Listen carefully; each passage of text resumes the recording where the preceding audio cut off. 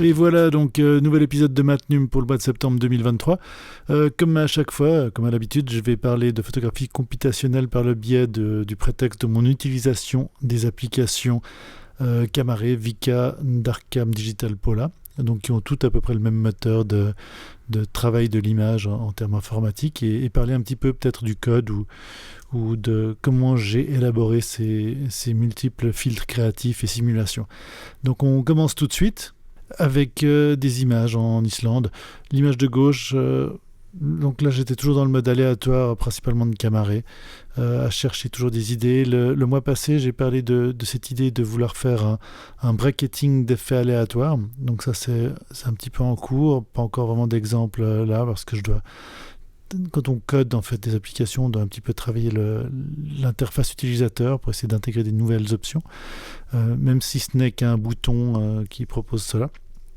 Donc à gauche, là, en mode aléatoire, une image générée avec à nouveau peut-être une idée sur le noir et blanc. Je devrais peut-être un peu développer des filtres créatifs qui s'intéressent à la couleur ou plutôt à son manque. À droite aussi, un mode que j'utilise rarement, là. L'image en elle-même n'est pas forcément très intéressante, mais l'utilisation de multiples objectifs, caméra, quand on a plusieurs objectifs sur un appareil, mais pas en dual photo. Alors là, simplement avec le très grand angle et l'équivalent, en gros, 80 mm de mon iPhone 12 Pro Max. Par le biais de Camare, on peut choisir les caméras qu'on utilise simultanément. Et là, avec un filtre, des filtres qui se superposent un peu. À nouveau, dans mon travail de création, mon travail d'essayer de trouver de nouvelles manières de travailler l'image, j'essaie vraiment dans la pratique quotidienne d'utiliser mon téléphone avec mes applications pour voir dans quelle direction je pourrais aller. Et dans ces modes aléatoires, là c'était pendant un concert au Kex à Reykjavik. Intéressant de voir aussi en basse lumière ce que ça donne. Est-ce que des simulations de films plus marquées ou des limitations, saturations différentes de l'image peuvent donner quelque chose d'intéressant, ou comme je disais avant, le noir et blanc tout à droite, est-ce que ça m'évoque d'autres manières potentiellement d'utiliser le travail computationnel sur mes images de capteurs. Les images en basse lumière, c'est toujours intéressant, surtout avec le mouvement, potentiellement l'utilisation du flash ou de la lampe torche, comme mes applications le permettent. Mais ça permet aussi d'avoir ce travail des basses lumières, comme on peut l'avoir ici avec ces trois exemples. Ça a beau être en mode aléatoire, il y a une ambiance qui se retrouve.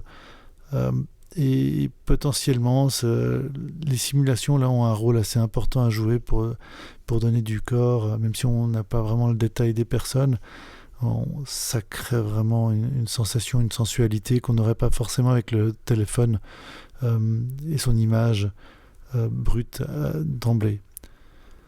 Ensuite, c'était un mois où j'ai pas mal expérimenté aussi, à nouveau vraiment pour essayer de comprendre dans quelle direction je voulais me lancer avec ces applications et mes modules computationnels, quel genre de code en dehors de ce bracketing d'effets, quel genre de nouveaux effets pourraient m'intéresser dans mon travail photographique et lesquels est-ce que je pourrais proposer. Et là on change totalement d'environnement avec la nature dans la périphérie de Reykjavik, et voir un petit peu si, toujours avec cette idée d'essayer du noir et blanc, enfin, ou de l'image peu saturée, comme on peut le voir sur les deux images à droite, qu'est-ce que j'aimerais plutôt retrouver si je crée quelque chose dans cette direction. On revient là à nouveau dans les images en basse lumière. Alors à gauche, le monde de la nuit, avec là par exemple un concert à gauche de Andartak, un musicien qui travaille de l'électronique, qui fait des live sets comme celui-là, qui crée des espaces sonores, ou cette image d'un bar en fin de soirée ou peut-être début de matinée à Reykjavik. Là on voit qu'il y a potentiellement certaines simulations, on retrouve des patterns analogiques comme sur ces deux images. Là, il y a peut-être quelque chose que je vais retravailler. J'aime pas trop retrouver toujours la même chose. Là, le but à l'origine, c'était un petit peu d'évoquer un résultat comme s'il y avait toujours le la même empreinte sur une vitre par exemple, mais je vais peut-être retravailler dans cette direction-là aussi. Et à droite, là, un lever de soleil. Aussi, c'est le fait aussi de retourner un petit peu la luminosité dans les zones vraiment saturées en luminosité, de renforcer en fait les gradients de couleurs. Quelque chose se retrouve là, de travailler un peu le monochromatisme. J'ai l'impression qu'il y a des pistes pour des nouveaux modules quand je vois des images comme celle-ci. Après, ce mois-ci, j'ai essayé vraiment de voir dans quelle direction je pouvais élaborer un nouveau module créatif, donc soit un ensaturateur, soit un filmulateur. C'est en cours pour le mois d'octobre. En mois de septembre, pas encore de codage, mais là je suis vraiment en train de partir dans cette direction, d'essayer de trouver quelque chose où on parle de couleurs, peut-être de teintes limitées. L'idée un peu du noir et blanc ou de renforcement de certaines palettes.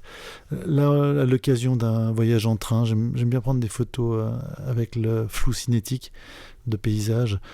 Là, on voit en mode aléatoire différentes idées sur le travail de l'image déjà avec les modules préexistants. Ou comme ici, avec un peu moins de flou. Le travail du grain ou parfois des renforcements des bords ou simplement de la saturation, mais d'une façon où le grain de l'image, ou comme tout à droite avec ces passagers en attente d'un train, une limitation de la palette de couleurs. Là, c'est vraiment une idée qui me permet d'avoir un petit peu aussi du noir et blanc, mais aussi de proposer un certain nombre de couleurs, un renforcement de certaines zones. Aussi, c'était un mois où j'ai pas mal voyagé en train. Et lors de ces voyages, souvent à des moments en début de journée ou en fin de journée, là, comme ce lever de soleil, on revient à l'idée d'un peu diminuer la palette de couleurs, de créer quand même une sensualité, 3 options différentes, à nouveau en utilisant le mode aléatoire des applications et des modules en cours. Mais voilà. C'était aussi l'occasion ce mois passé de par ces voyages, de passer par Zurich, de revoir un petit peu ce que les textures pouvaient donner. Donc comme là, cette scène urbaine avec ces nageuses au centre de ville de Zurich, ou ces intérieurs, alors pas très intéressantes les photos en elles-mêmes, mais j'étais vraiment dans la recherche peut-être de nouvelles idées, de cette limitation du nombre de teintes dans les images, qu'on peut le voir dans cet hôtel de luxe à Zurich. Aussi sur ces images encore à la fin, vraiment l'idée aussi un petit peu de me réapproprier les scènes qui sont en basse lumière. Est-ce que je peux pas faire quelque chose là avec de nouveaux modules pour à nouveau essayer de renforcer cette sensation organique de l'image et pas seulement une image pas parfaite, mais avec ces téléphones qui sont de plus en plus sensibles en basse lumière. Voilà. Encore là, 3 images à l'occasion d'un voyage vers Milan. Des petits détails aussi, voir un petit peu avec les flous, est-ce qu'on peut avoir quelque chose, est-ce que le noir et blanc, la couleur, la limitation des teintes. Encore une fois ici, qu'est-ce que je pourrais avoir besoin de trouver de nouveau dans cette palette de modules computationnels que j'ai déjà créés. Souvent, comme je le dis dans Serial, où je parle là de photos plus traditionnelles, le fait de voyager, de voir d'autres horizons, d'essayer de prendre des photos, surtout dans ce cas-là, avec un traitement de l'image qui est quand même assez fort, prendre des photos de choses qu'on ne connaît pas, ça donne des idées. Donc là, par exemple, ce bâtiment en fin de rénovation, probablement des années 70, à gauche, ou ces détails de tram à Milan, m'ont donné quelques idées. À nouveau, là, aussi, comme je le dis, là, il y a énormément d'autres photos que je n'ai pas sélectionnées pour la présentation. Là, je sélectionne vraiment les images qui m'ont donné des idées pour la suite du travail computationnel, qu'on peut le voir aussi dans ce parc, à nouveau toujours à Milan, ou autour de ce canal. Les images que j'ai sélectionnées ce mois ont souvent trait avec une diminution du nombre de teintes ou un renforcement peut-être caricatural avec des palettes limitées. Mais qui donne cette sensation, comme on peut le voir sur ces 3 images. ou lorsqu'on diminue la saturation, alors pas celle du milieu, mais les images de gauche ou de droite, je pense que ça c'est vraiment la direction du nouveau module créatif que je vais entreprendre. Ça va dans cette direction. Voilà, encore 3 images. Là, j'étais en train de vraiment dans cette sélection. Est-ce que j'augmente presque de façon caricaturale les artefacts de compression numérique? Est-ce que je vais vraiment sur le noir et blanc en saturant les courbes de contraste? Est-ce que je reste quand même sur quelque chose de plus subtil, comme tout à droite? Ou encore là, 3 fois la même image. Bon, là, c'est plus pour dire dans quelle direction est-ce que je vais maintenant si je recrée un module pour mon travail personnel. Là, c'est au bord du lac Léman, sur la Riviera vaudoise, près de Montreux.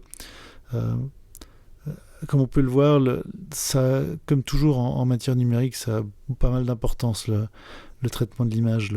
Comme on peut choisir un film dans le monde analogique, choisir ces modules de traitement computationnel peuvent radicalement changer la sensation d'une image. Et en fait, ce mois de septembre était assez intéressant à ce niveau-là. Pour le mois d'octobre, on retournera du code. On aura pas mal de petites choses nouvelles. Donc voilà. J'espère que ça vous a un petit peu entretenu, entertainé, diverti donc. Si vous avez des questions, des commentaires, des propositions, n'hésitez pas.